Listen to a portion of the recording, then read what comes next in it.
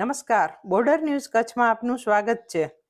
હવામાન ખાતાની આગાહી મુજબ કચ્છમાં ભારે ઉકળાટ બાદ સાંજના ભારે ગાજવીજ સાથે 1.5 થી 2 ઇંચ જેટલો વરસાદ ખાબકતા ભર ઉનાળે અષાઢી માહોલ સર્જાયો છે।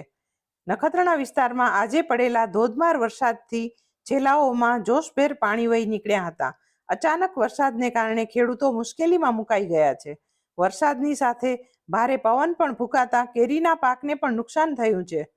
કચ્છમાં કાદિયા સહિતના ગામોમાં મંદિર અને પાટીદાર સમાજના મહોત્સવ ચાલી રહ્યા છે, ત્યાં લોકોને પરેશાની ભોગવવી પડી હતી।